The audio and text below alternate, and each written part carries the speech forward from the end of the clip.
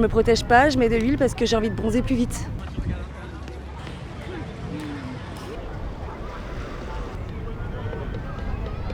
À Marseille, sur les plages, chacun ses méthodes de bronzage. Certains mettent de la crème solaire, d'autres de l'huile bronzante, et puis il y a aussi la graisse à traire. J'utilise de la crème bronzante pour marquer l'été des vacances. Ça fait partie des vacances. Prendre un peu de couleur.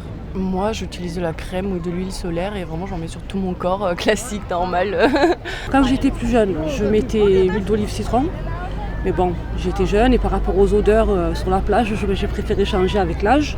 Et maintenant, je mets la graisse à traire du coup. Les dermatologues s'inquiètent du manque de protection solaire et les dangers sont intensifiés avec les nouvelles tendances qui circulent sur les réseaux sociaux. On retrouve les burn lines, les tan lines. Le but c'est de rester au soleil longtemps sans mettre de crème solaire pour avoir des marques bien nettes ou même avoir des brûlures.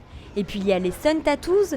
Là on va faire des dessins temporaires sur la peau en appliquant un petit peu de crème solaire ou en mettant du scotch sur la peau, un peu comme des pochoirs. On est en train de brûler notre capital solaire. Déjà, c'est à l'âge de 20 ans, on brûle à peu près, même si on se protège, 50% de notre capital solaire.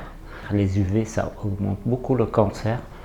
On est presque à 250 000 cette année. On voit beaucoup plus de cancers, surtout des mélanomes, ça augmente vraiment. La Société française de dermatologie nous donne quelques conseils pour protéger au mieux sa peau. Alors tout d'abord, il faut éviter de s'exposer au soleil quand l'indice UV est supérieur ou égal à 3. Vous pouvez aussi mettre des vêtements qui protègent votre peau. Et enfin, c'est important, il faut appliquer de la crème solaire et ne pas être radin quand on l'applique. Il faut vraiment mettre la dose.